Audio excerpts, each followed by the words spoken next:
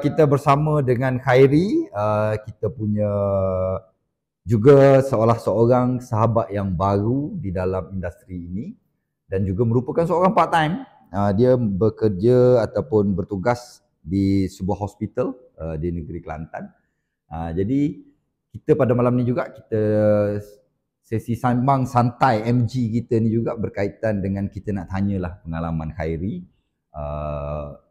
Bila Khairi mula menjadi ejen, lepas tu apa faktor yang menyebabkan Khairi nak jadi ejen, ataupun mungkin ada pengalaman-pengalaman yang menyebabkan, ataupun mungkin pernah beberapa kali diajak tolak tak nak, ataupun ada perasaan apa sebelum ni jadi ejen.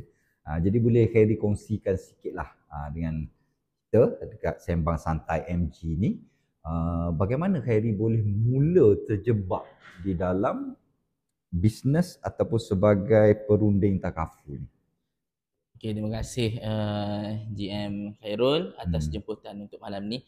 Okey, berkenaan dengan bila mula jadi ejen. Saya mula jadi ejen secara part time pada 2022. 2022. Saya ni kalau nak ikutkan macam GM Abel kata tadi, ada setengah orang ni dia takut dengan takaful apa semua tu. Saya memang percaya takaful ni. Oh, maknanya Khairi pada masa tu memang tidak ada perasaan penolakan lah. Maksudnya tidak kata nak lari daripada ejen, tak. Mana kesedaran tu dah ada. Sebelum jadi ejen tu memang saya dah ada polisi. Oh, okey. Okey. Saya ni masa tu baru habis belajar dan one of my lecturer dia datang approach dia tu ejen lah. Okey, dia ejen, dia tawarkan ni lah nak cerita pasal perlindungan kewangan apa semua. So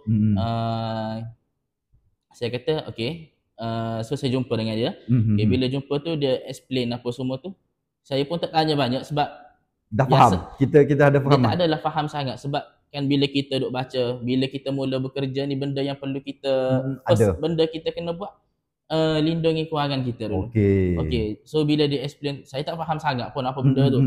Okey, so bila dia cerita pasal medical card apa semua tu ni, okey, just proceed je lah. Oh, maknanya sebab kesedaran tu dah ada dalam diri lah. Betul. Jadi tu yang jadi mudah kita sign. Okey. Mana Khairi sign up lah polisi tu dengan apa ni lecturer yang promote tu. Okey, betul. Saya sign up dia punya polisi tu. Lepas tu lebih kurang dalam setahun tu, bila duk tengok-tengok balik dengan gaji mula-mula kerja time tu, so saya rasa macam mahal lah macam tu. Rasa ketat sikit lah. Okay, rasa ketat sikit. Lepas tu kebetulan waktu tu saya punya pak saudara ni dia juga ejen. Ejen Great Eastern lah. Okey. Lepas tu dia try approach saya gitu gini, saya kata saya dah dia punya plan tu. Lepas tu saya kata dia pun try buat quotation kat saya. Saya kata saya nak sebiji dengan apa yang saya ambil sebelum tu. Okey. Dengan ada waiver apa semua tu. Okey. Bila dibandingkan dua tu, yang ni lebih murah. Okey. Jadi bila hak ni lebih murah, saya pun okey, proceed dengan yang ni. Yang sementara tunggu yang ni lulus tu, yang tu saya tamatkan. Okey. Lepas pada tu lepas ada polisi tu, saya pun masa tu dah kerja di tempat sekarang lah. Masa tu kerja kat luar negeri lagi lah. Oh, mana belum kerja di Kelantan lah. Di Kelantan lagi. Okey. Lepas tu saya pun kebetulan time tu saya punya introducer Hamzi. Dia ajak jumpa apa semua tu ni. Dengan Hamzi ni kawan ke macam mana? Dengan Hamzi ni kawan sekolah lah. Okey. Kawan sekolah. Dia ajak jumpa apa semua. Kebetulan time tu saya ingat saya ada promosi hibah yang 150,000 tu. Okey, ada yang tu. Lepas tu dia cuba nak approach saya untuk ambil polisi tu dengan dia sebenarnya. Lepas tu saya kata tak apalah dulu macam tu sebab kita dah ada dah medical card apa semua tu kan. Sebab kita pun bajet pun dah ketat masa tu kan. Okey. Lepas tu saya pun tak apalah dulu apa semua tu. Lepas tu Hamzi ni dah sebab dia tak dapat close saya, dia pun try untuk ajak saya untuk jadi ejen. Situlah bermulanya lah bagaimana Hamzi approach Khairi untuk jadi ejen. Betul. Lepas tu saya ni sebenarnya nak jadi ejen tu ialah sebab kita kerja juga kan. So kita fikir macam takut tak ada masa apa semua tu ni. Jadi saya kata nantilah dulu. Okey, lepas tu UM kata try lah dulu. Try dulu. So ambil tarikh untuk si exam.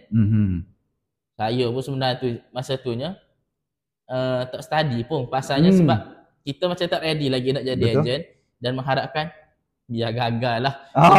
Mana berdoa untuk gagal lah, supaya bila gagal ni saya jadi ejen. Tak paksa jadi ejen kan. Betul. Okey, biar gagal lah. Lepas tu tiba-tiba lulus. Tak study apa pun. Lepas tu lepas lulus tu dah ala-ala lulus. Yalah, ala-ala dah masuk ke dalam bidang ni, so teruskan je lah. Maksudnya pada permulaan tu buat dengan keadaan bukan kerelaan hati. Betul. Lah sebenarnya kan. Dengan keterpaksaan. Okey. Jadi bila kita masuk dalam bidang ni, kita punya circle, saya rasa amat best lah kalau kita duduk dalam ni. Sebab bukan setakat buat apa? Takaful semata-mata. Kita boleh bonding, banyak aktiviti yang kita lakukan bersama. Jadi maknanya bila Khairi berada di dalam tim kita dekat MG ni, Khairi rasa macam hubungan kita ni, kalau kita lelaki ni ada brotherhood lah. Betul. Kekeluargaan, ukhuwah kita tu kuat lah. Ya. Jadi maksudnya bila ialah berdasarkan apa yang Khairi cerita tadi, kalau boleh aku nak gagal, tak nak lulus kan supaya tak jadi ejen. Jadi apabila bila dah start jadi ejen, masa nak jadi ejen tu pun masih lagi berat kan sebenarnya. Betul. Kan. Orang keterpaksaan, mana paksa rela kan.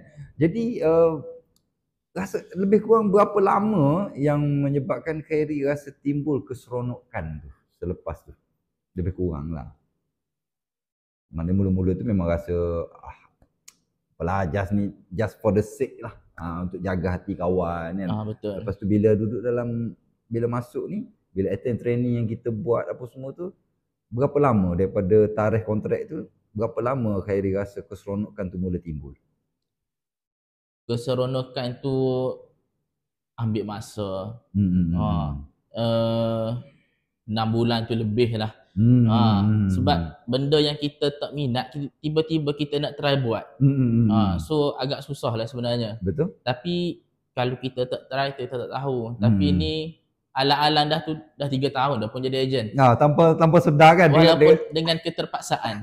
Maknanya daripada asal terpaksa. Yes. Tetapi kita rasa bila kita duduk dalam circle macam Khairi kata tadi kan, kita duduk dalam circle kita yang sentiasa positif, support each other. Jadi kita pun rasa seronok. Jadi kita pun bila duduk sekali ni, kita pun rasa tak adalah stress, tension kan.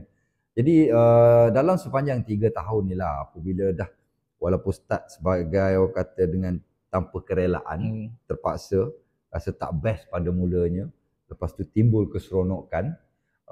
Jadi dalam sepanjang 3 tahun ini, katakanlah 3 tahun lepas Khairi tak jadi ejen lah, katakanlah tak jadi ejen takaful lah, tak bersama dengan kita dekat MG. Khairi rasa perubahan yang ada dekat Khairi sebelum ini, mungkin kita ada sesuatu sikap kita sebelum ni mungkin rasa tak nak jumpa orang, menyendiri, tak nak berkawan. Jadi apabila jadi ejen ni, Khairi rasa adakah bila jadi ejen ni banyak memberi impact ataupun kesan perubahan kepada diri? Impact tu ada. Saya ni kalau nak kiranya nak jumpa orang tu, kalau berdua tu saya jadi macam, walaupun kita lama dah kenal, jadi macam nak cakap apa dia nak kata introvert tu, tak ada lah introvert, tapi bila ramai-ramai kita boleh je happy apa semua. Tapi bila berdua, sudah aku nak cakap apa ni kata. Jadi rasa macam nak dapatkan satu topik tu. So bila dah okey tu, barulah kita boleh berbual. Maknanya kena ambil masa. Betul. Jadi maknanya sebelum tu adalah rasa macam tu. Jadi bila dah jadi ejen sekarang ni, maknanya slowly benda tu dah dapat dihakiskan. Betul. Sebab nak tak nak kita nak jumpa klien ni, takkan kita nak ajak geng ramai-ramai. Kita kena berdua. One to one. Takkan nak bawa satu geng mungkin nak kena sikit kan. So kita belajar slow-slow. Macam tu lah. Sebab maknanya daripada situlah dia timbul rasa confidence lah. Betul. Keyakinan untuk berdepan dengan orang, untuk bercakap lah. Okey, jadi soalan terakhir lah abang nak tanya Khairi. Setakat hari ni lah, rasa nyesal tak menjadi ejen? Setakat hari ni, nyesal tu tak lah. Dan saya berharap saya ni boleh bantu lebih ramai lagi orang untuk mendapatkan perlindungan takaful. Sebab ramai mentaliti rakyat kita ni, dia fikir masuk hospital KJL je free. Tu? Sebenarnya yang free tu consultation je. So bila nak masuk perawatan tu, okey, contoh kalau kerja-kerjaan tu yang tu boleh kita pakai GL apa semua. Tapi bila part besi, ada ubat-ubat yang mahal, spare part dan ubat-ubat apa semua tu kena tanggung sendiri. Betul, sebab besi apa semua tu kita direct dengan company luar, bukan dengan hospital. So nak tak nak memang kita kena bayar. Betul. Sebab ramai orang yang beranggapan hospital kerajaan ada. Jadi macam Khairi sendiri pun bekerja dekat hospital, mana kita tahu. Jadi saban hari nampak ramai masyarakat ataupun pesakit-pesakit yang silih berganti dekat hospital kan. Jadi daripada situlah rasa. Jadi nasihat Khairi lah kepada untuk sahabat-sahabat kita di luar sana yang masih lagi ada, dia rasa dia nak jadi ejen tetapi masih lagi ada rasa takut-takut, rasa tak ada keyakinan ataupun apa yang Khairi boleh nasihatkan kepada sahabat-sahabat kita di luar supaya tak rugi sebenarnya menjadi ejen takaful. Okey, kepada sahabat di luar sana, kalau ada yang nak jadi ejen takaful ataupun pernah terfikir tengok orang duk promo apa semua tapi biar dulu, saya rasa baik kita try lah sebab walaupun benda tu tak ada istilah terlambat. Tak ada istilah terlambat dalam hidup kita sebenarnya. So bila kita cuba kita walaupun macam saya mula-mula tak minat, tapi bila kita try okey je sebenarnya. Dan benda ni lagi pun kerja takaful ni ada setengah orang tengok dengan sebelah mata je. Betul. Sedangkan dalam bidang takaful ni ramai golongan-golongan profesional. Sebab kita buat takaful ni bukan kita fikir sales semata-mata. Betul. Kita buat takaful ni sebab kita nak sebarkan kebaikan takaful ni. Okey.